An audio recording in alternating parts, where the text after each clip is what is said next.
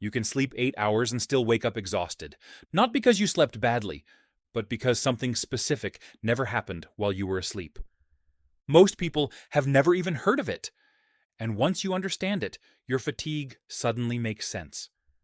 The reason is simple, but rarely explained clearly. Sleeping for 8 hours does not automatically mean your body and brain actually recovered. Sleep quantity and sleep quality are two very different things. You can spend 8 hours asleep and still be biologically sleep deprived. To understand why, we need to look at how sleep really works inside the brain. Your brain doesn't measure sleep in hours, it measures sleep in cycles.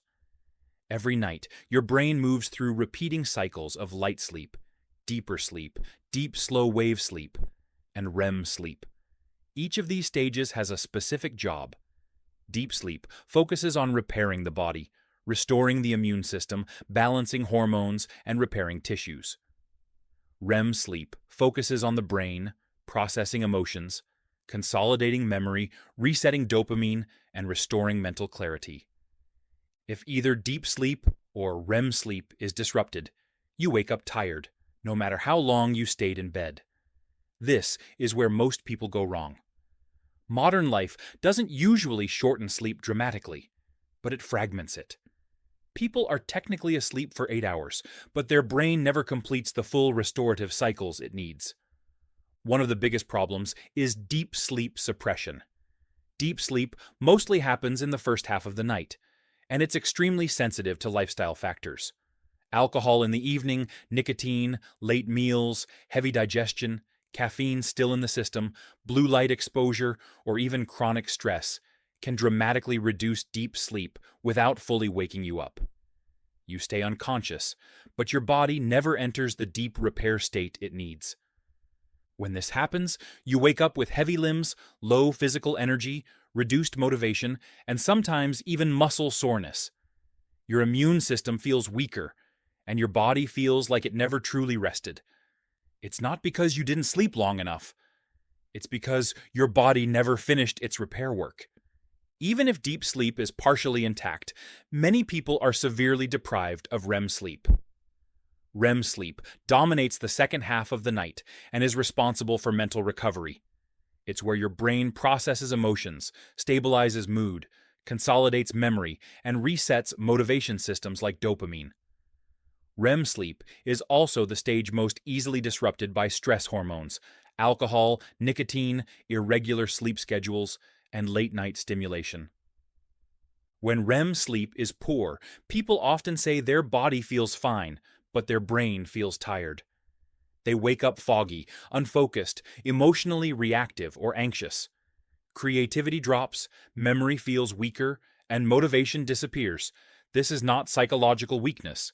It's REM deprivation. Another major reason people wake up exhausted is that their nervous system never fully shuts off during sleep. True restorative sleep requires the nervous system to shift into parasympathetic mode, the calm and restorative state. But many people go to bed with elevated cortisol, unresolved stress, mental overstimulation, and adrenaline still circulating.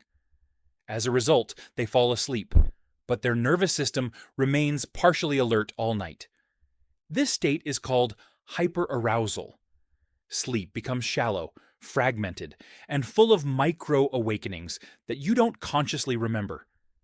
Dreams may feel intense or chaotic, and you wake up feeling like you were sleeping lightly all night. Your body never truly powered down.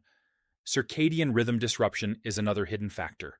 Your circadian rhythm is your internal clock that tells your body when to be awake, when to release melatonin, when to release cortisol, and when to repair tissues. Sleeping 8 hours means very little if those hours are biologically mistimed.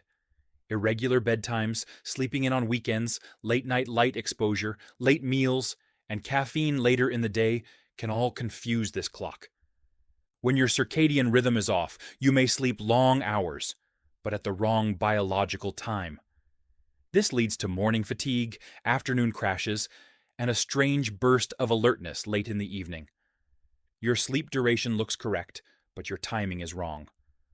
Blood sugar instability during the night is another major reason people wake up tired.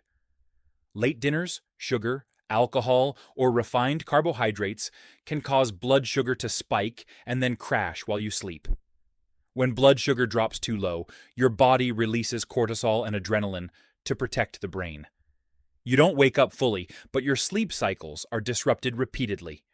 This leads to restless sleep, early waking, morning anxiety, intense fatigue, and strong cravings for sugar or caffeine the next day. You slept for 8 hours, but your body spent the night fighting for stability instead of recovering.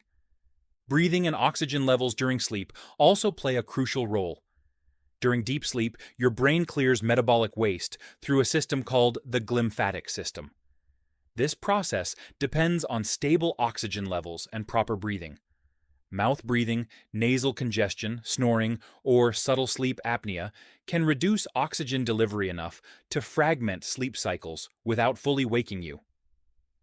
When oxygen drops repeatedly, deep sleep and REM sleep suffer, brain cleanup is impaired, and you wake up foggy, heavy, and mentally slow.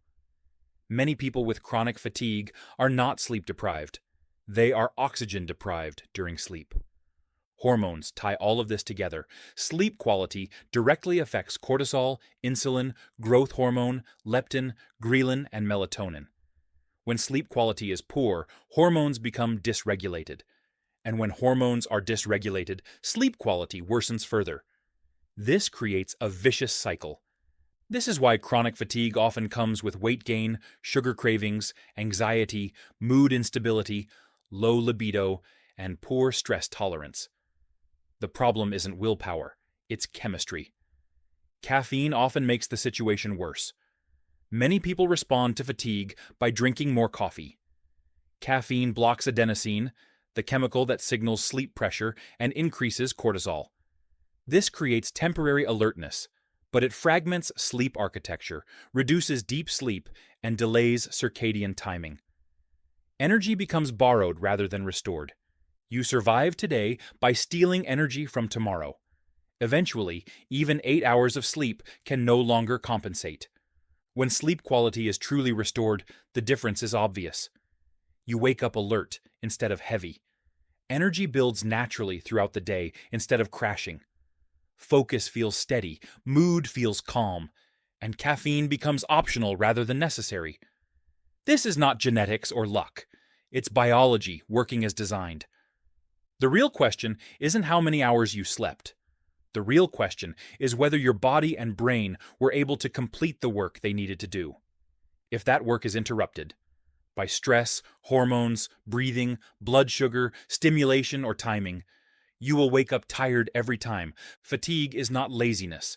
It's not weakness. It's information. Your body is telling you that something about sleep quality is broken. Fix the biology, and energy returns naturally. So let me ask you, do you wake up tired even after a full night's sleep? Tell me in the comments. I read everyone. If this video helped you understand why sleep duration alone isn't fixing your fatigue, make sure to like and subscribe. I break down complex health science so you can take control of your energy, focus, and long-term health. You don't need more sleep. You need better sleep. And once your body gets that, everything changes.